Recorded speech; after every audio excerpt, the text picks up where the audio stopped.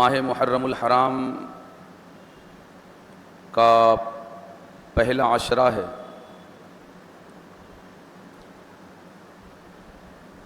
جو معنون ہے، یعنی جس کا عنوان سرکار سیدنا امام عالی مقام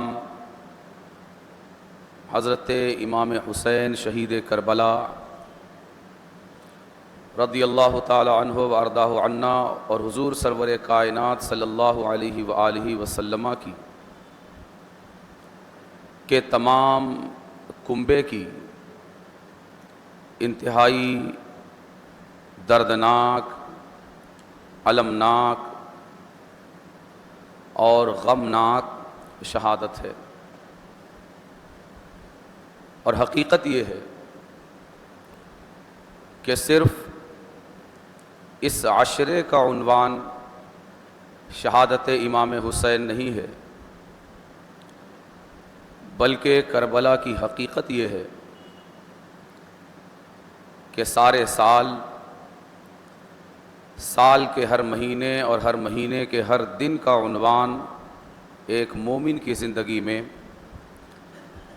سرکار سیدنا امام حسین اور تمام شہدائے کربلا کی شہادت ہے کہ یہ وہ عجیب ترین واقعہ ہے جو کسی مذہب کی تاریخ میں، کسی فکر کی تاریخ میں، کسی دھرم کی تاریخ میں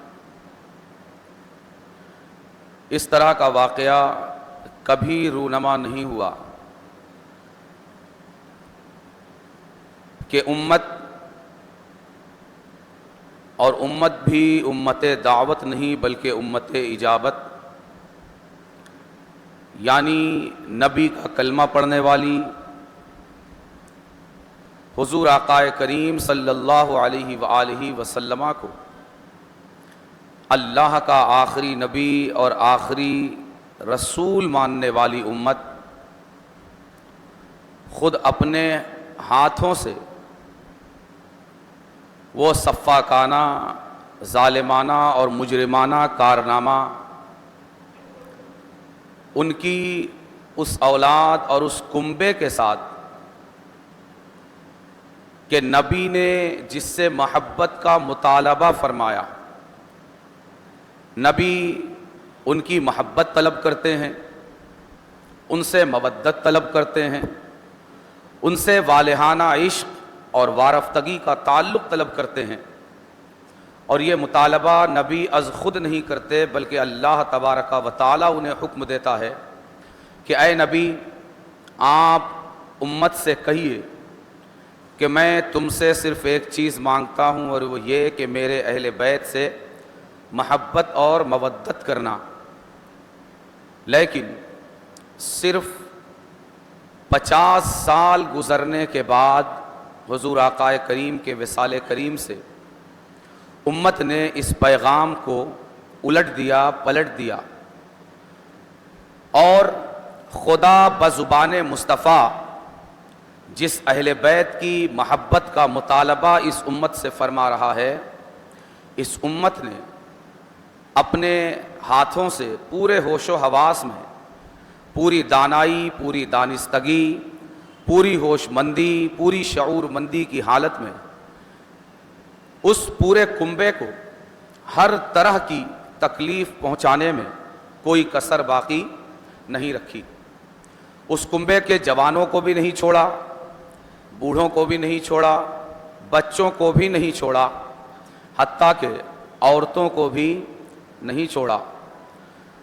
جو جن کی جانیں لی ان پر بھی ظلم ڈھایا، اور جو عورتیں چھوٹ گئیں ان پر بھی ظلم کے پہاڑ توڑے، بلکہ جو بچ گئے ان کے لیے کربلا سے بڑی قیامت تھی، اس لیے کہ ایسے موقع پر کہ جب اس کی آنکھوں کے سامنے اس کے باپ کا گلا ریتا جا رہا ہو اور اسے نیزوں پر اچھالا جا رہا ہو، تیروں سے چھلنی کیا جا رہا ہو، تلواروں سے اسے چیرا جا رہا ہو، اس کے بچوں کی پیاس بجھانے کا عجیب انوکھا طریقہ تلاش کیا گیا ہو کہ پیاس پانی پلا کر نہیں بلکہ تیروں سے چھلنی کر کے پیاس بجھائی جا رہی ہو، جب جوانیاں لوٹی جا رہی ہوں، ارمانوں کا خون کیا جا رہا ہو، خیموں کو آگ لگائی جا رہی ہو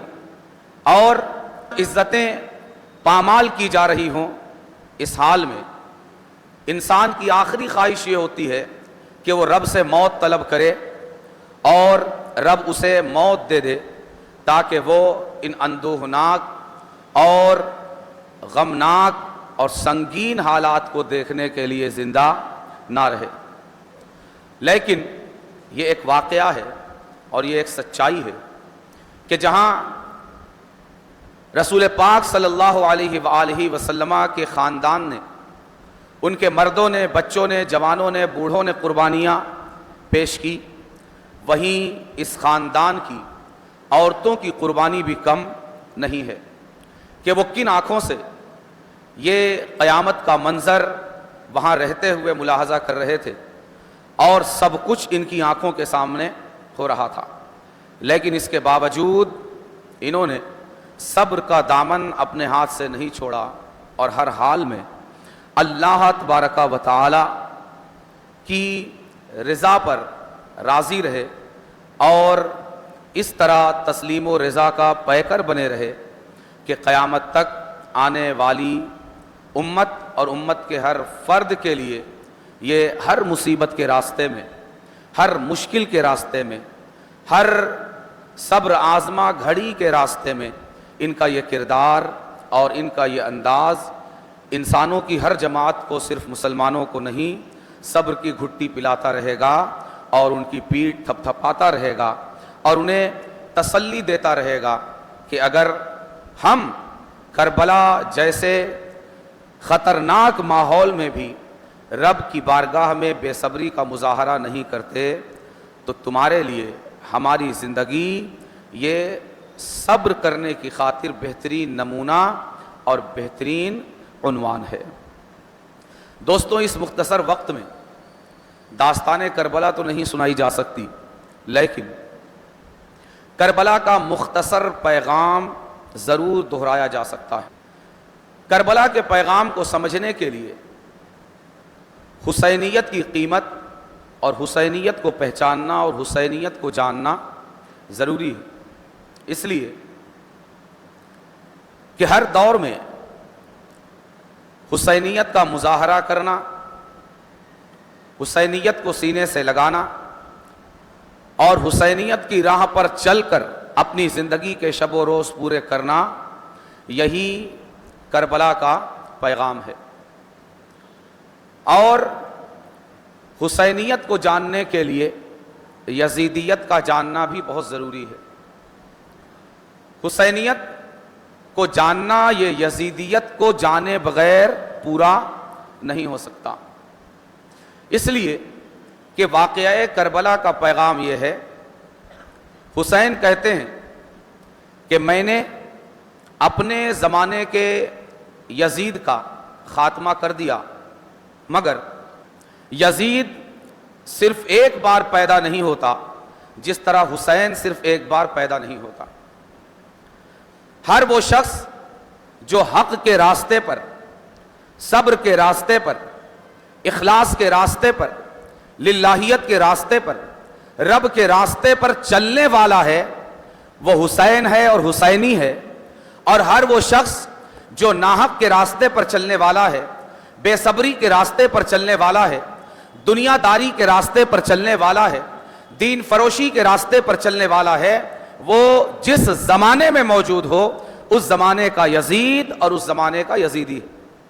اس لیے حسینیت کے راستے پر چلنے والوں کو جس طرح حسینیت کی معرفت ضروری ہے، اسی طرح یزید اور یزیدیت کی پہچان بھی ضروری ہے۔ اس لیے کہ تعرف الاشیاء باضدادھا، کہ چیزیں اپنی ضد سے پہچانی جاتی ہیں، اپنے اپوزٹ سے پہچانی جاتی ہیں۔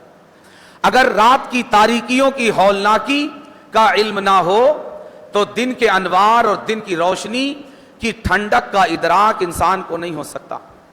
आग की तपिश और आग की गर्मी का इदराक और शऊर अगर इंसान को ना हो तो बर्फ की ठंडक का एहसास उसके अंदर जन्म नहीं ले सकता। चीज़ों को जानने के लिए उनके अपोजिट को जानना यह ज़रूरी है।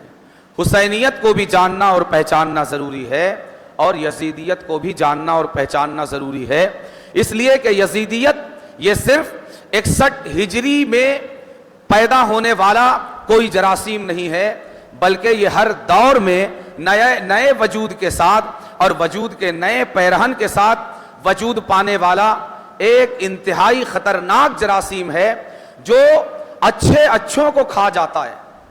इस जरासीम की संगीनी का आप अंदाजा लगाइए कि ये जरासीम, ये वायरस कितना खतरनाक होगा कि वो ज़वाते मुक़द्दसा जिन्होंने तरबियत रसूलुल्लाह की सोहबत में पाई थी, जिन्हें हम सहाबा कहते हैं, उन सहाबा की सोहबत में रहने वाला यजीद भी इस जरासीम से नहीं बच सका। इस रूए जमीन ने अंबिया और रसूल के बाद सहाबा से अजीम कोई जमात नहीं देखी। ईमान की वो तपिश, ईमान का वो टेम्परेचर, ईमान का वो मकाम, ईमान का वो मर्तबा जो सहाबा के दिलों और सहाबा के वजूद में मौजूद था, रूए जमीन पर अंबिया और रसूल के बाद ईमान और इस्लाम का ये मकाम, ईमान और इज़ान का ये मर्तबा दुनिया की किसी और जमात को हासिल ही नहीं हुआ। लेकिन दुनिया हैरत से अंगुष्ठ बदंदा है, ताज्जुब में है कि ये कैसे हो गया कि वो जमात जिसने डायरेक्टली बिला वास्ता रसूलुल्लाह से तरबियत पाई थी, रसूलुल्लाह से दीन लिया था, उनकी आगोश में तरबियत पाने वाला कोई यजीद कैसे बन गया। कोई 1000 साल बाद, कोई 1500 साल बाद, कोई 10,000 साल बाद अगर यजीद पैदा होता तो हम तसल्ली कर लेते और तारीख को ताज्जुब नहीं होता। मगर तारीख ताज्जुब में इसलिए है कि अभी वो जमाना जारी है जिस जमाने के बारे में रसूलुल्लाह ने फरमाया था, खैरुल कुरून करनी, सबसे बेहतरीन कर्न, सबसे बेहतरीन सदी और सबसे बेहतरीन जमाना मेरा जमाना है। और यह तो पहला ही जमाना था। रसूलुल्लाह ने इसके बाद की सदी की भी खैरियत की गवाही दी, सुम्मल्लज़ीना यलूनहुम, इसके बाद के जमाने की खैरियत की भी गवाही दी, सुम्मल्लज़ीना यलूनहुम। मगर अजीब बात है कि तीसरी सदी में नहीं, दूसरी में नहीं, बल्कि पहली ही सदी में सिर्फ 50 साल गुजरे हैं और डायरेक्टली रसूलुल्लाह की बारगाह से तरबियत पाने वाले एक सहाबी रसूल का बेटा बदबख्ती और बदनसीबी के इस मकामे बुलंद तक पहुंचता है कि खुद डायरेक्टली रसूलुल्लाह की औलाद ही नहीं बल्कि पूरे कुंबे एक एक बच्चे को मौत की घाट उतार देता है। यहां से हमें यह अच्छी तरह समझना चाहिए कि यजीदियत का जरासीम, यजीदियत का कीड़ा, यजीदियत की बीमारी और यजीदियत का वायरस ये कितना खतरनाक है। करबला का पैगाम सिर्फ 10 दिन किसी मुल्ला को चंद टकों के एवज खरीद कर रटे रटाए वाकयात को सुन लेना, यह करबला का पैगाम नहीं है, बल्कि इससे बड़ी यजीदियत कोई नहीं है कि हुसैन अपनी जान देकर दीन बचाएं और मुल्ला दीन देकर अपना पेट बचाए। जहां मुल्ला इस जुर्म का इमाम है, वहीं ये अवाम भी मुल्ला के इस जुर्म में बराबर की शरीक है। इमाम हुसैन की कुर्बानी का मजाक अगर यजीद ने उड़ाया है तो ये कौम भी यजीदियत की इस फिक्र की बहुत बड़ी मुजरिम है कि आज भी उसने यजीदियत को अपने पैसों के बल पर उसके गलत इस्तेमाल के जरिए यजीदियत को सहारा दिया हुआ है। यजीदियत को इसीलिए पहचानना जरूरी है। आपने यजीदियत की क्या कीमत समझी है? आपने यजीदियत और हुसैनियत को कहां पहचाना? अगर आप पहचानते तो हुसैन ने यजीद को जिस तरह करबला में नंगा किया, आज आप इन दीन फरोश मुल्लाओं को हमारे मुल्कों और हमारे शहरों में उसी तरह नंगा करते जिस तरह हुसैन ने यजीद को नंगा किया। मगर आज दीन के नाम पर दीन फरोश मुल्ला ये नंगा नाच हर मैदान को मैदान करबला बनाकर नाच रहा है और आपको भी नचा रहा है और आप उसके डमरू पर नाच रहे हैं। यजीद صرف 61 ہجری میں فنا کی گھاٹ نہیں اترا، آج بھی ہماری صفوں میں یزیدی موجود ہیں۔ اور تعجب بالائے تعجب یہ ہے کہ آج کی یزیدیت کربلا کے نام پر نہیں بلکہ حسینیت کے نام پر موجود ہے۔ یہ سارے اسٹیج جو ملاؤں کے لیے تجارت کے بازار بنے ہوئے ہیں، یہ ملاؤں کے لیے جو سیزن بنا ہوا ہے کہ محرم آنے سے پہلے ان کی خرید و فروخت شروع ہو جاتی ہے، 30 دو گے تو آؤں گا، 40 دو گے تو آؤں گا، 50 دو گے تو آؤں گا، اگر یہ یزیدیت نہیں ہے تو پھر یزیدیت کس چیز کا نام ہے؟ یزیدیت 61 ہجری میں ختم نہیں ہوئی بلکہ بڑی مضبوط بنیادوں پر آج بھی کھڑی ہوئی ہے، اور ہم سب اپنے آپ کو حسینی کہنے والے بدترین یزیدی بن کر ان یزیدیت کے کربلاؤں میں تماشا بننے کے لیے موجود ہیں۔ اس لیے حسینیت کی معرفت حاصل کرنا اور یزیدیت کی معرفت حاصل کرنا یہ ضروری ہے۔ حسینیت کی معرفت، مجھے تعجب ہوتا ہے کہ عوام حسینیت کو کیا پہچانے گی؟ جس جماعت سے ہمارا تعلق ہے اس جماعت کے ٹھیکیداروں کو حسینیت کا علم نہیں ہے۔ حسینیت کو وہ بریلویت سمجھ رہے ہیں، حسینیت کو وہ بریلویت سمجھ رہے ہیں۔ بریلویت یہ وہابیوں کی دی ہوئی ایک گالی، ہمیں بریلوی وہابیوں نے کہا ہے۔ کوئی ملا کھڑا ہوتا ہے اور وہ کہتا ہے حسینیت اکول ٹو بریلویت، اگر حسینیت کی پہچان ہوتی تو کبھی بھی حسینیت کو بریلویت کے مقابلے میں کھڑا نہیں کیا جا سکتا۔ حسینیت کسی یزید کی دی ہوئی پہچان نہیں ہے، بریلویت وہابیوں کی دی ہوئی گالی ہے، اور اس سے بڑی نادانی کے ملاؤں نے اسے سینے لگا لیا۔ وہابیوں نے ہمیں کہا تم بریلوی ہو، ہم نے مان لیا، لیکن ہم نے وہابیوں کو کہا تم وہابی ہو، وہابیوں نے آج تک نہیں مانا، وہ کہتے ہم تو سنی ہیں۔ ہم نے کہا تم دیوبندی ہو، انہوں نے آج تک نہیں مانا، وہ کہتے ہم تو سنی ہیں۔ مگر ہم بے وقوفوں نے مان لیا، انہوں نے کہا تم بریلوی ہو، ہم نے مان لیا۔ دوستوں، حسینیت کو پہچاننے کی ضرورت ہے۔ کوئی کھڑا ہوتا ہے اور یہ دیکھیے کہ حسینیت دین کی پہچان کیسے بنی ہے؟ حسینیت، کیا حسین جہازوں پر سفر کر کے آئے تھے کربلا؟ حسین جہازوں پر سفر کرنے کا انہیں جو ٹکٹ ملا تھا وہ مریدوں کے جیب پر ڈاکہ ڈال کے ملا تھا؟ کیسے آئے تھے حسین؟ حسین کربلا میں نعرے لگانے آئے تھے؟ بتائیے نا، حسینیت یہ کیسے دین کی پہچان بنی؟ کیا حسینیت دین کی پہچان ریڈ کارپیٹ پر چل کر بنی ہے؟ کیا حسینیت دین کی پہچان سنی عوام کی گاڑی کمائی کو لوٹ کر بنی ہے؟ کیا حسینیت دین کی پہچان دین کو بیچ کر بنی ہے؟ کیا حسینیت دین کی پہچان نعرے لگانے سے بنی ہے؟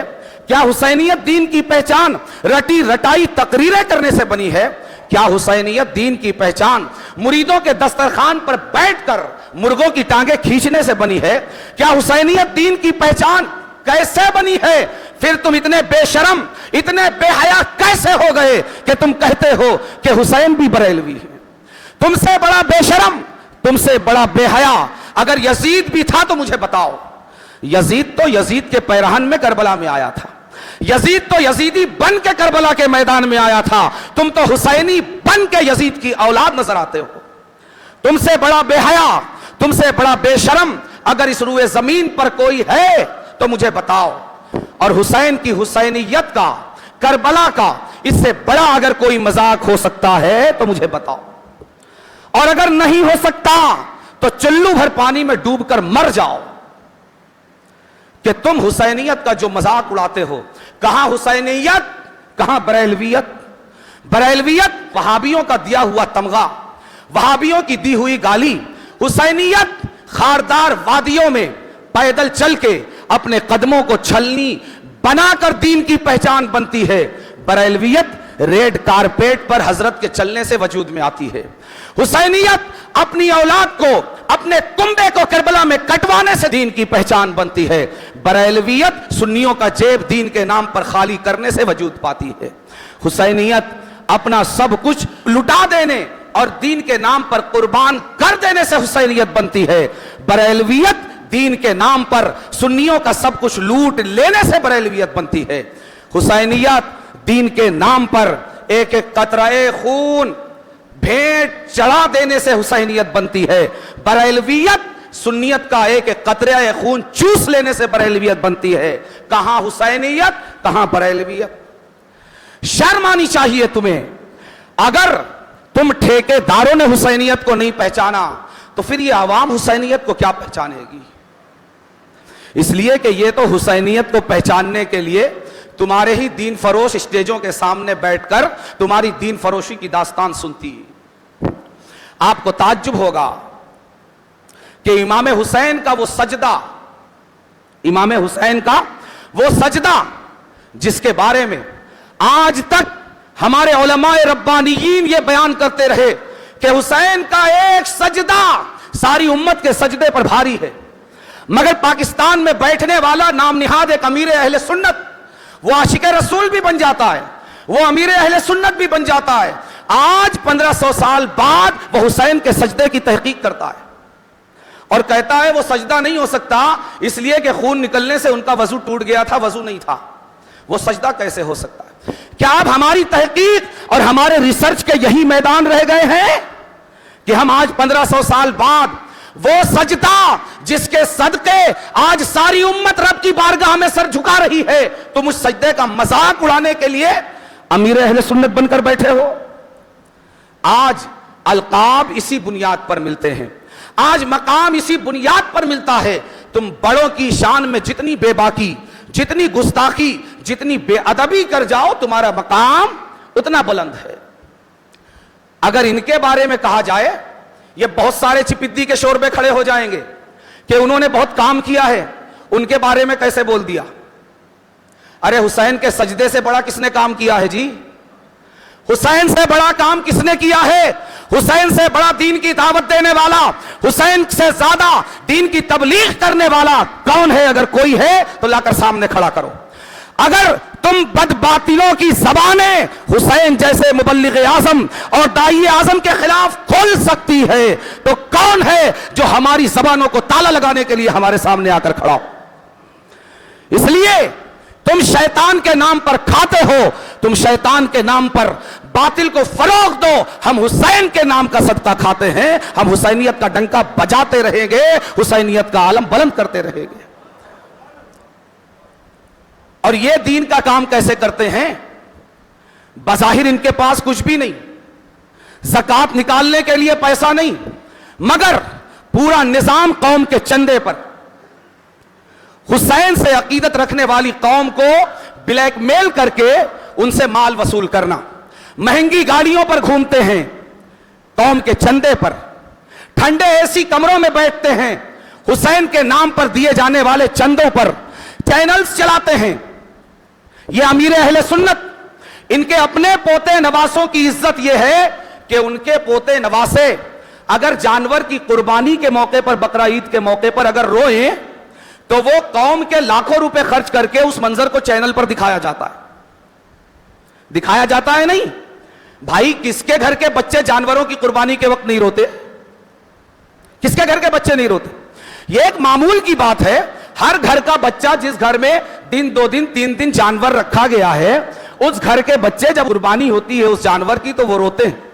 اپنا بیٹا ہے، اپنا پوتا ہے، اپنا نواسا ہے تو اس کی آنکھوں کا آنسو جو معمولی ہے کوئی قیمت نہیں رکھتا. میرے اور آپ کے گھر کے بچے بھی اس قربانی کے وقت روتے ہیں، مگر اس امیر اہل سنت کے نزدیک اس کی قربانی اتنی بڑی ہو گئی کہ وہ چینل جس کا ہر منٹ لاکھوں کروڑوں روپے کا ہے اس پر گھنٹوں ان کے پوتے اور نواسوں کی ویڈیو دکھائی جاتی ہے. مجھے یہ امیر اہل سنت بتائے یہ عاشق رسول ہے کہ عاشق دنیا ہے؟ اگر یہ عاشق رسول ہے تو مجھے بتائے کہ اس کے نزدیک اپنے پوتوں اور نواسوں کی تو اتنی قیمت ہو گئی کہ اگر وہ معمولی روئے ہیں تو قوم کا لاکھوں کروڑوں روپے خرچ کر کے اپنے چینل پر دکھائے. اور رسول اللہ کا نواسا، اس کے بیٹے، اس کی بیویاں سب ظلم کی گھٹا ٹوپ اندھیریوں میں اپنی جانیں نثار کر رہے ہیں دین پر، تو یہ امیر اہل سنت، یہ عجیب نام نہاد عاشق رسول حسین کے سجدے کی تحقیق کرنے چلا ہے۔ میں ایسے نام نہاد عاشقان رسول سے کہنا چاہتا ہوں کہ تمہارے ہزار سجدے، تمہاری ہزار پاکیزگیاں، تمہاری ہزار طہارتیں، تمہارے ایسے ہزار غسل، تمہارے ایسے ہزار وضو حسین کے اس ایک بے وضو حالت کے سجدے پر قربان کیے جا سکتے ہیں۔ ساری امت کے سجدوں پر حسین کا یہ ایک سجدہ بھاری ہے۔ تم تحقیق کرتے ہو کہ فلاں تاریخ کی کتاب میں ہے، فلاں تاریخ کی کتاب میں ہے، اولاً تو تم کو تاریخ کی کتاب چلتی نہیں، تم کہتے ہو تاریخ کا حوالہ دے رہے ہیں، لیکن جب اپنی بات آئی تو سب سے پہلے تاریخ کی طرف دوڑتے ہیں۔ تاریخ میں لکھا ہے کہ آپ نے ظہر کی نماز جماعت سے پڑھ لی تھی، تو اب کون سی نماز؟ کیا ظہر اور عصر کے درمیان کوئی نماز نہیں ہوتی؟ اور سب سے پہلے میں یہ کہتا ہوں کہ تم کو یہ اجازت کس نے دی کہ تم حسین کے سجدے کی تحقیق کرو؟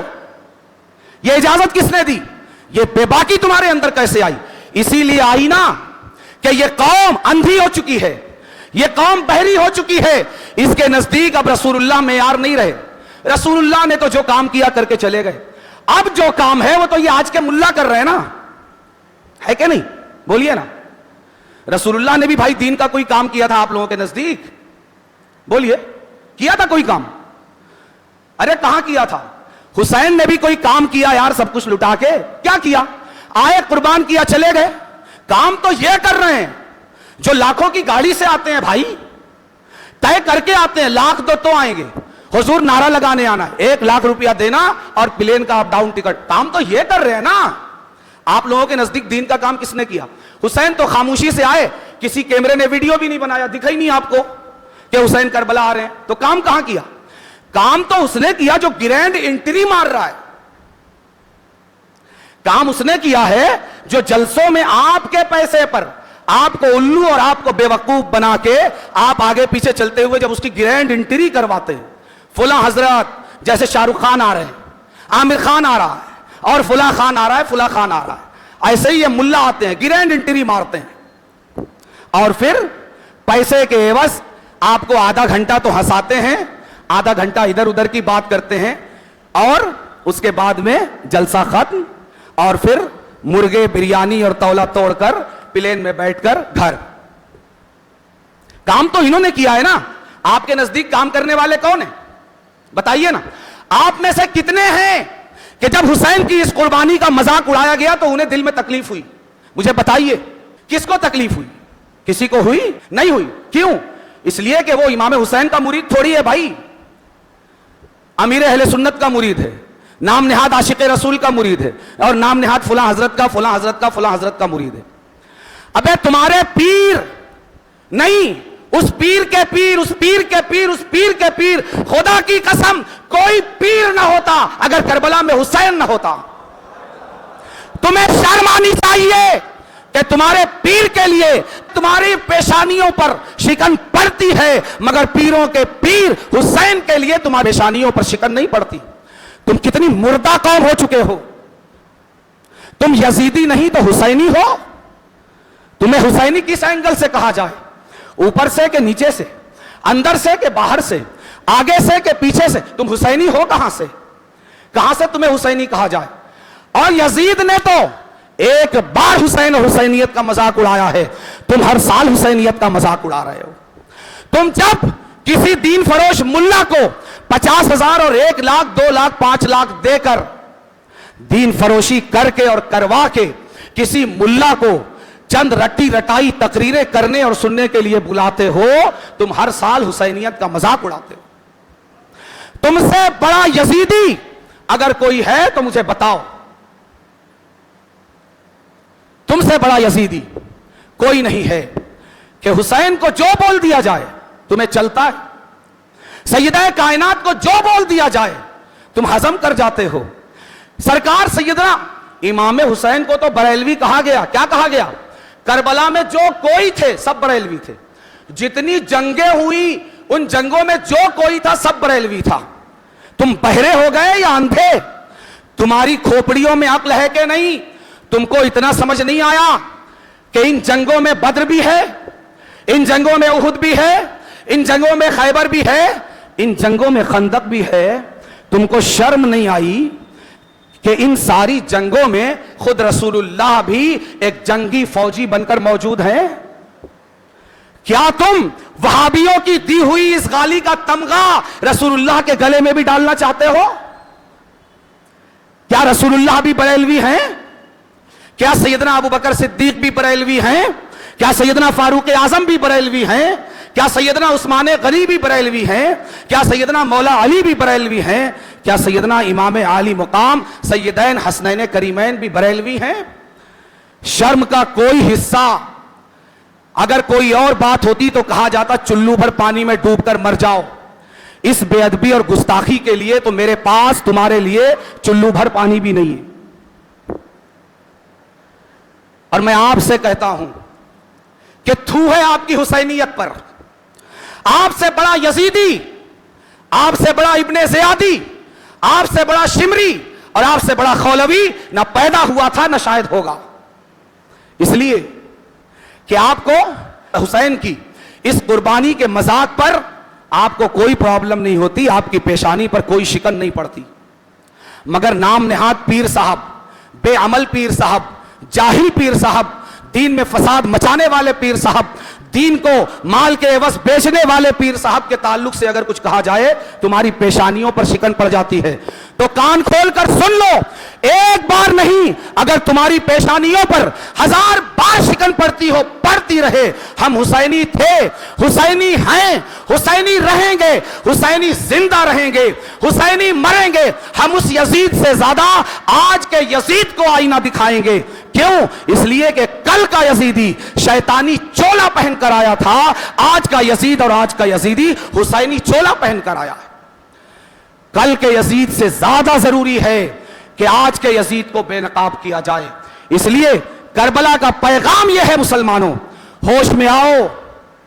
یہ تمہارے پیسوں کو کس طرح آگ لگا رہے ہیں, یہ تمہارے پیسوں کا کس طرح مذاق اڑا رہے ہیں. میرا کچھ نہیں چاہتا الحمدللہ, نہ میں نے آج تک دین کے نام پر پیسے لیے ہیں نہ قیامت تک لینے کا ارادہ ہے. میرا کچھ نہیں چاہتا, میرا بزنس نہیں ہے کہ میرا بزنس مار کھا رہا, نہ ہی میں پیر ہوں کہ میں مرید بناتا ہوں. ٹھیک ہے, مجھے کچھ نہیں چاہیے, مگر ہاں حسینی ہوں, حسینی ہوں. حسین میرا سب کچھ ہے, میرا دین حسینی ہے, میرا ایمان حسینی ہے, میرا اسلام حسینی ہے, میرا کلمہ حسینی ہے, میری نماز حسینی ہے, میرا روزہ حسینی ہے. اس لیے تم ان یزیدی کرداروں کو دیکھ کر مجھے تکلیف ہوتی ہے. پیسے لٹاؤ سچی حسینیت کے نام پر. اس لیے حسینیت کو بھی پہچانو, یزیدیت کو بھی پہچانو. جب تک پہچانو گے نہیں تب تک نہ یزیدیت سے بچ پاؤ گے نہ حسینیت کے راستے پر چل پاؤ گے. آج کتنی عجیب بات ہے, ابھی اگر لسٹ بنا کر ایک ایک سے پوچھا جائے ایک بھی یزیدی نہیں نکلے گا, ایک بھی یزیدی نہیں نکلے گا. سب کہیں گے ہم حسینی ہیں.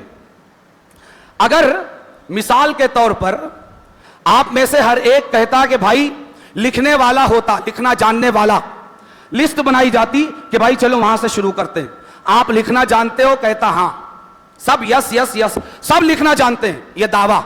اور پھر ایک ایک کاغذ اور ایک ایک قلم دیا جاتا کہ چلو بھائی ایک صفحہ لکھو, اور ایک بھی نہیں کچھ لکھ پاتا. تو صرف ہاں ہم لکھنے والے ہیں یہ کہہ دینے سے آپ کو لکھنے والا مان لیا جاتا. یہی حال تو آپ حسینیت کے ساتھ کر رہے ہیں. ابھی پوچھا جائے تو ہر ایک کہے گا ہم حسینی ہیں, ہم حسینی ہیں, ہم حسینی ہیں. مگر کردار کیا ہے, کردار کیا ہے, کردار کیا ہے؟ کردار یزید سے برا کردار ہے. کیوں؟ اس لیے کہ یزید یہ شیطانی لبادے میں کھل کر سامنے آیا تھا, اور ہم ایسے یزیدی ہیں کہ ہم نے حسینیت کا چولا پہنا ہوا ہے. یزید کھل کر کہتا تھا کہ مجھے لکھنا پڑھنا نہیں آتا, میں جاہل ہوں. آج کا جاہل کہتا ہے مجھ سے بڑا لکھا پڑھا کوئی نہیں.